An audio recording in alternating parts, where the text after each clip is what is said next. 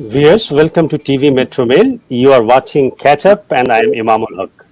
In Catch Up, we invite people, those who have interest in politics or those who are very actively engaged in politics. Today, I am joined by Veronica Javier, the NDP candidate from Scarborough Guildwood. She is a passionate registered social worker and have been working for uh, communities or with families and various community organizations. And we also have community members, few community members. They will be joining us shortly if they are around. And let me introduce first with Veronica. Veronica, welcome to our show and thank you very much for your time. Thank you so much, Imam, for having me. It's a pleasure to be here to share a little bit about me and some of the ways that the NDP is going to fix a lot of things. Okay. Yeah, thank you very much. Before we begin, let me introduce our two panelists, those who are available today. Thank you very much, Lalita Afreen. She is one of the community member and she is a business entrepreneur. Thank you very much for your time. Thank you. And Muhammad Abedin, thank you very much for joining us today here as well. Thank you. Muhammad is professionally, he is a former civil servant and he is a professor at the George Brown College. Okay, yeah. Thank you very much. So basically, you will be asking question to our, the NDP candidate Veronica. She is here, available. Whatever question, whatever concern you have with regard to community, so you can share that with her. But before we begin, may I request Veronica can we start with your, elevator pitch? If I give you 1 minute, so how you would like to introduce yourself? Please go ahead. Thank you, Imam. So as Imam said, I'm a registered social worker for over a decade, working at Scarborough Health Network. So my professional career has been listening to patients and families and residents of Scarborough, across Scarborough, what their issues are, what their needs are, and working with them to solve those issues and then advocate for them where they feel that they don't have a voice in advocating, and making sure that people recognize the contributions and the work of residents of Scarborough by elevating those voices and stories on a provincial level, like through the Ontario Real Network. For me, because I'm a healthcare worker, of course, the platforms that's close to my heart is improving healthcare.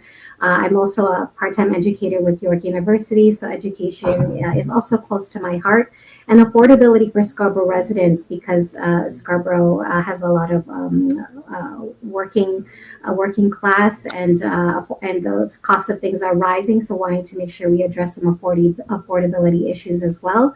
These are the platforms close to my heart that I hope to talk to you about today and tackle with you, and wanting to make sure that we find a solution together as a community to fix these issues that have been ongoing over the years, so that we can elevate and bring the community together to a better standard of living, better standard of life, in the hope of a better future. Thank you very much, Veronica. I think let me start with Muhammad Abedin Khan. So I think you have, few concern about housing, education, and even poverty as well. So you can start with your first question. Right, education. Okay, thank you so much for giving me time. So I think we are aware of some statistics that you have. So I have 3 questions pertains to 3 sectors: health, education, and housing. Mm-hmm. So if I can just share with you some statistics that I have. A study on the part of CMA, Canadian Medical Association. So in Ontario, we had 2011 for 100,000 people, only 188 physicians. And it is risen to only 220 physician per 100,000 people in Ontario. Then a study by Health Quality Ontario, in 2019, the waiting time in ER, 16.3 hours, while in 2018, 14.4 hours. So you can see the increasing waiting time in ER, emergency room. Then admission from ER to hospitals is only 34%, right? Within 8 hours, time given by the government. And especially coming to our Scarborough Health Network, that you, Veronica, you also work there, said. So wait time for the patients to be seen by the doctor. Average is 2.7 hours, right? And then, as I said, only 27% patient admitted to hospitals, especially in our Scarborough Health Network. So you can imagine that out of 100 people, only 27 can be admitted to the admission or to the hospital. Those are needed to be treated in the hospital. So some of the, I just shared with you. So my question would be to you, given these continuous trend of increasing wait time in here, and also delay in getting appointments with the specialist physicians, and special tests such as MRI, CT scan, colonoscopy, and other tests. What will be your plan of actions if you win the election and your party also win the election and from the government? Also, if you win the election but your party cannot form the government, how could you actually contribute in the opposition? Thank you, Mohammed. Oh, okay. So we'll go through each question. Thank you, Mohammed, for the question. I think over the years the waits has gotten worse. Whether it started with the Liberal governments within the 15 years they had the term to fix that, or made worse by the Ford government in the last 4 years, and especially made light of and worse in the last 2 years. A lot of it is the cuts to healthcare that we've experienced in all these years, continuous cuts, and the firing of nurses, whether it was the 1,600 from the Liberals, and then Bill 124 from the Ford government during the wage cap during the pandemic by the Ford government. All of these impacts have negatively resulted in people, nurses, healthcare professionals getting burnt out and feeling very tired and leaving the healthcare sector in large numbers, or having to make do with the limitations in the resources that they find themselves in, especially with the people power. And the same thing goes with physicians as well, because there's just a lot more work to do with a limited number of people, with all the cuts and the wage caps that we've experienced in the waves of these consecutive governments. So for the NDP, we recognize the importance of investing in the workers, investing and supporting the workers, and recruiting and retaining the workers in healthcare sector. So for us, it's all about, number one, repealing Bill 124, which has negatively, as I said, impacted a lot of people feeling disrespected and leaving the workforce. So that's day one of our being in office. We like to repeal Bill 124. And then looking at the credentialed and trained international workers, especially in the healthcare sector, because we have such a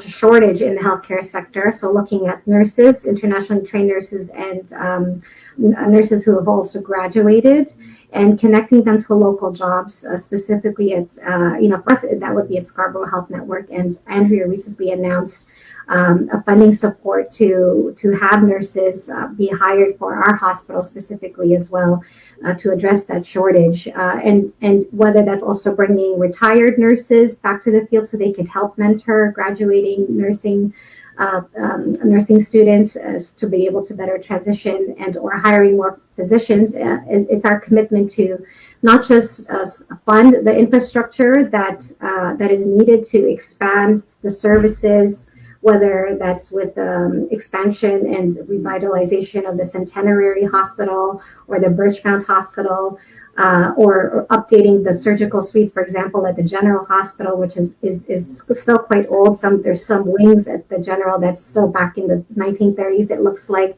it's not just funding the infrastructure to support those services and work, but it's also supporting, as I said, the workers that are there to make sure that it's a sustainable plan, that they will stay there, that we will have incoming, continuing workers to be there, and that they're well paid as well, and that, as I said, well trained, bringing in the international workers. So that's what I would say our plan is. Thank you very much, Veronica. I would like to supplement or complement with this question. So what is the main issue? Is it funding or some other issues? Because we always see that our broken health system is not working, in fact. Yeah, I think it's a one-sided funding. So it's maybe, for me, I feel like it's one-sided funding of infrastructure, but not necessarily funding the other side of that. You can't have a fancy, nice, shiny building without the workers. They're just beds if you don't have the workers that make those beds, fill those beds, and support those patients and families. So I think it's a funding problem for supporting and funding the workers as well. That's not being addressed, and that's continuously being cut over time. Okay, thank you very much. And now let us hear from Lalita Afreen Uhab. So, what is your concern, Lalita? Hi, first, good to see you with us, and we have so many questions, and I know we all struggle last 2 years with pandemic and all.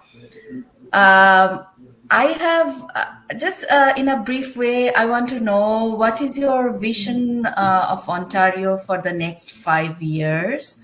And with that, I want to add that do you have any plan for adults with special needs if they want to go for a small business or they want to take initiative to do independent setup or independent do something independently like a small business or any to set up a outlet or store or anything. So do you have any vision or any plan for that? Especially I'm very interested to know as a mother of a special needs son. So Absolutely. Thank you for your question. So first, I would say the first, our term would be 4 years, but one of the things we want to concentrate on is supporting communities to recover from COVID. The past years have been quite hard from across sectors and even just in daily lives. So we want to try to really help and bring people up as a community and together to come up from that, whether that's one in healthcare, supporting people through the healthcare system. And a big part of that is mental health and mental health supports and supporting people with on the spectrum of cognition and making sure that they have the supports in place. So if you for example, need additional assistance first with your mental health, that we invested and committed to having mental health accessed through your OHIP. And whether that looks like is a group form or counseling one-on-one, it's a wonderful kind of access that I can see as being open to supporting first people with special needs with cognitive differences, for example. That's one piece of it. And then the other piece is for the small businesses. You mentioned one of the things that we're very passionate about and our commitment is supporting small businesses. And we will continue to do the small businesses grants for another 2 rounds to support, as I said, communities and small businesses coming out of the pandemic, because it has been quite hard. So we want to make sure that as a small business, we understand your needs or understand the needs of those trying to rise up from the COVID pandemic and make sure that you have the funding to do that. And the work doing that, so getting the lease, buying, trying to buy in bulk. You want to lean with the small businesses and try to help with the procurement. Try to standardize the lease agreement so that you have an easier time having a relationship with your landlord to continue your business. And as I said, do the small business grants the 1 year and then extending it to the 2nd year.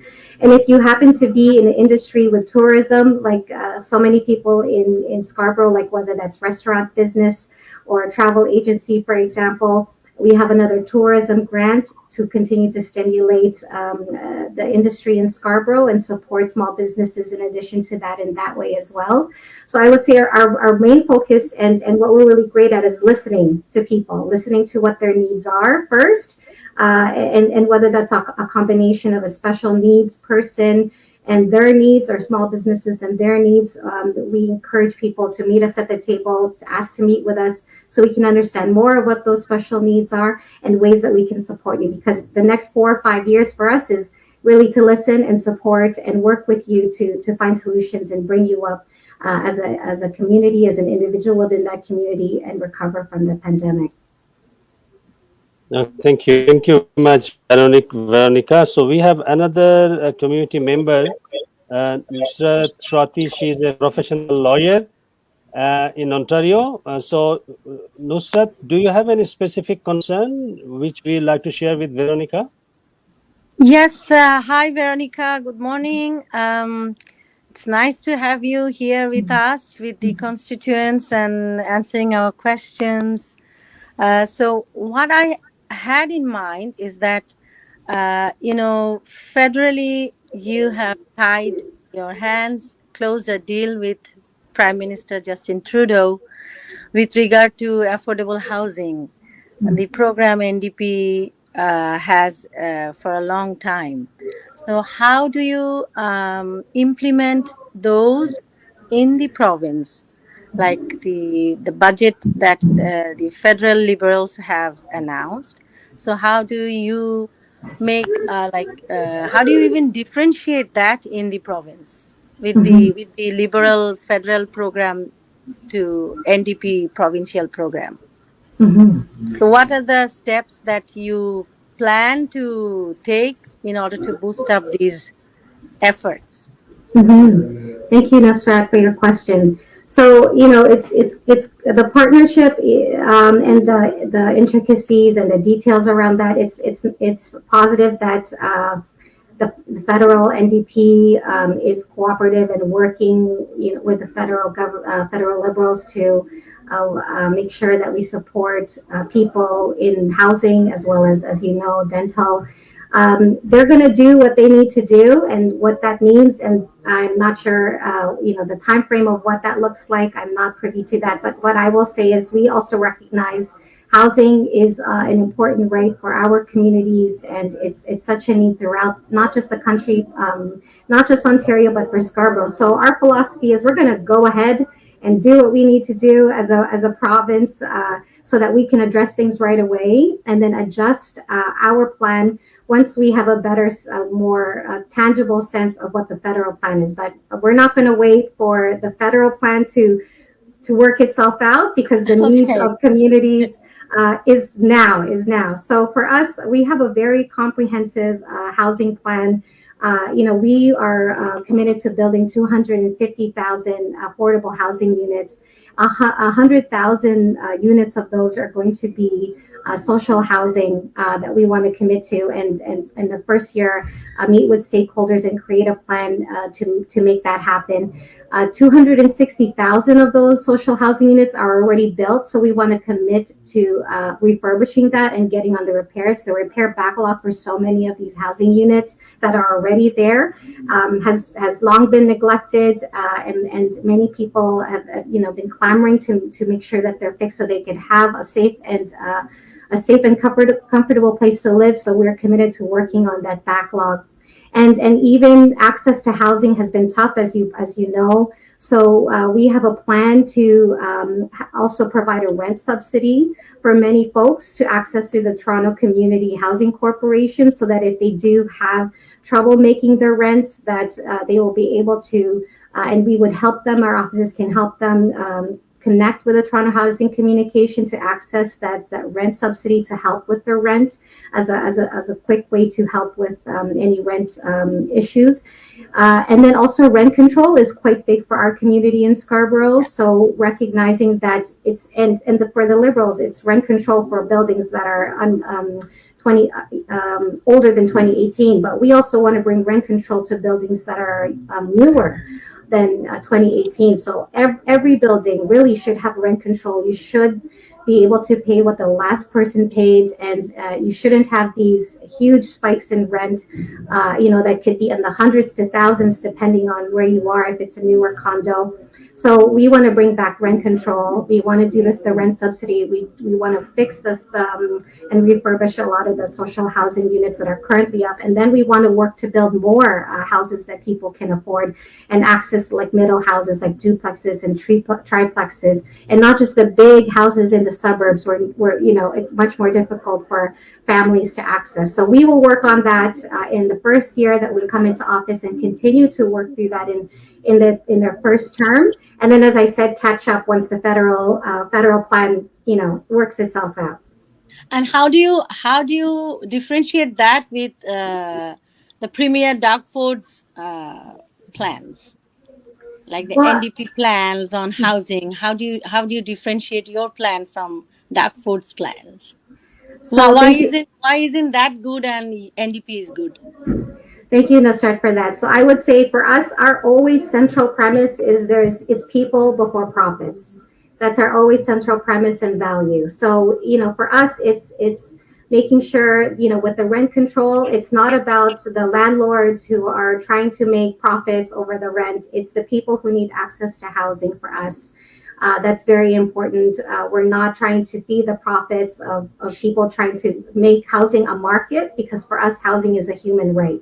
So for the Ford's for Ford's platforms, they for us, the perspective is, and the liberals too, even that their choices, you always have to ask, is it for the people, the access to housing, the support through the rent control, the support through the rent subsidy, are they assisting the people with their platforms, or are they assisting the corporations, the landlords, the people with three or four mortgages that are buying up markets, the international people that are buying up the markets? Housing is not a market; it's a human right, and we believe that, and we want to support people to make sure they access support and safe and comfortable housing for everyone. So that's how I would differentiate it. Thank you very much, Nusrat. Thank you very much, Veronica. In the second round, I would like to start with Lalita. Lalita, she has raised very important issue, which is special need adults. Unfortunately, we see in our social policy planning, they are very much invisible. We don't see very specific strategy or actions which would help them or facilitate them to be in the workforce. So, Lalita, have you got your answer from Veronica, or you would like to add something? Uh, yeah, just from my own experience, there are very limitations everywhere, wherever you go, especially with adults. There are not a lot of services, or if you go for seeking help, it's not that much what we really require or we really want. Especially children with special needs, kids are more like they have services, they have like after 18 is very, very challenging and very difficult to get services as they were like receive service before earlier, like before 18. So my question is, one thing I really like that you want to listen, you want to hear from us, and then we can sit and we can try to solve the problems. That is very important from to know from other side, not that this is our fun, this is the a lot of like so many times I heard that our hands are tied, we have limitations, so it's not only your child, we have to go for other children too, so so we have to look for everyone, so everyone have the limited quality of time, right? Maybe they think, okay, we will work for your son for 3 months. After that, no, you can't get that service because we have to go for other. So I really, really want to look into it, that how really, because when they're child, it's different challenge. When they're adult, it's more challenge, and they need lot of things to do, I believe, from the government part. They should listen to us, and they should, when we give birth a special need, that is really a big challenge. That's everything is new, everything we have to face. And when they're 18, again, we have to face that. I feel the same way, that I have to start from the very beginning, like it's very, very, very again another new challenge. So I think whoever work on that field, they should consider that, they should think about it, and they should think, no, they are 18 and we don't have any nothing much to do. We are very shocked to see that elementary school shooting. So it's so shocking and so sad. Like I'm really, really concerned about mental health things. And a few years back, I spoke with a senior person, health organization.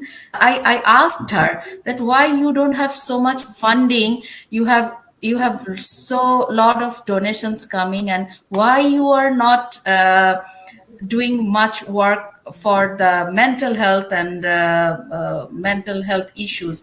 And she said that it's no one knows, it's very mystery, and no one knows it's 100% curable or not. That's why we don't want to use our fund on that. Rather, we choose like in other health issues like polio, vaccination, or other disease that we know we can cure. But I think it's really a huge challenge these days. We should really, really think about the mental issues, the mental health issues, and I really, really want you to focus on that. It is. I know it has so much mystery and so much things that we even don't know. We don't have any control on behavior, and we don't know the young youth. What it's going on in their mind. So we should more give them services. We should more like provide counseling. That's I really in last few years what we experience, I feel like that we should work on more on mental health issues and Thank work you. with the special needs. Thank you. Thank you very much. Thank you very much, Lalita. Again, you have raised an important issue, which is mental health, and I know that NDP is quite serious about mental health. Yeah. Veronica, before I move to Muhammad Abedin Khan, I would like to ask you or request you to, say a few words about your mental health plan in school system or in education system. Thank you. Thank you, Lalita, for your comments, and Imam. Exactly. So the mental health program, I'm really proud of. It's a cornerstone of of our platform. So we recognize mental health is so important, whether that's individually accessing it through your OHIP and instead of your credit card, but also in the school system, exactly as you said. So we are committed to hiring more education workers to support the teachers, but also child and youth workers and mental health workers in the school system. So this is and taking out policing from the school system, but and hiring more social supports to support the children through this process instead. And whether that's like through the special needs and having more education workers help in those classrooms as well. But that's what I would say: the child and youth workers, the mental health workers, the social workers in the school system, to really tackle and support these children, especially the past 2 years, the difficulty they've had to adjust. Thank you very much, Veronica. So now it's Muhammad Abedin Khan. I think the last question, if you have anything important, so you can go ahead with that. All right, thank you. So I had actually a supplementary question pertains to the question that asked by Nusrat. I'm not sure whether I have time. If not, then I can take that question later on maybe. But since I'm in education, and also I think Veronica, she just said she's also teaching at York University. So definitely I would like to bring the issue of research and innovation and development, especially in post-secondary education institutions, college and universities. So we can take the lesson from our pandemic, right? When other countries, European countries and the US, they had come up with a vaccination, right? Immediately or within a couple of months. We in Canada, unfortunately could not do anything. So we had to be, a kind of begging for the vaccine from other countries and miserably failed, So my question would be, since Ontario is the biggest, largest province in Canada, and also we have, I would say, like a lifeline for the whole country. So when investment, I would say research, especially, scientific research, health research, medicine research, and also in business. So what would be your plan of action or your vision in respect of providing generous amount of research funding in the post-secondary education institutions such as college universities? And if you win the election, you're going to form the government, you have upper hand. of course, and we expect that. If not, what would be your role in the opposition and compel the government, whosoever in the government, to have more research funding in postgraduate institutions, especially in scientific, medicine, and other researches? Thank you. Thank you, Mohammed, for your question. NDP is very supportive of research and innovation, as well as the arts, and wanting to support that work. What I would say to add to that, certainly, yes, looking at what that supports looks like to make sure that, because Ontario has the bulk of the population, that we can support that work, but also equitable access to equitable access and equity in that, like you said, because we have the largest population. When we did the rollout of the vaccines, we found that there were certain groups of people that were not able to access that. Like we saw with Ford, that the private schools had the access to the vaccines before the public schools. And a lot of pockets of the population did not have equitable access to vaccines. So, just on top of supporting research and innovation and putting direct monies towards that, and advocating for that, whether in opposition or advocating for that, when we win, that yes, but also making sure that we get our fair share, whether that is Ontario because we have the larger population, but as a community in Scarborough specifically, and in public schools, in public sector, that everyone gets access to information and services, and especially vaccines, so that we can all be safe and we can all be supported. Thank you. Thank you very much, Veronica. Thank you, our panelists. Veronica, thank you. We know it is very critical time for you. We have few more days to go for our provincial election. We appreciate your time, and thank you very much, the panelists. I would request our panelists to stay here even after we leave. If you have anything last words for Veronica, if you want to wish her good luck or whatever, you can say that, and then we'll conclude. So, Veronica, we wish you good luck in the upcoming elections. Yeah. Thank you. Thank you, everybody. Viewers, thank you very much for being with us. We'll see you again sometime next week with our new guest. Until then, please take care and stay well.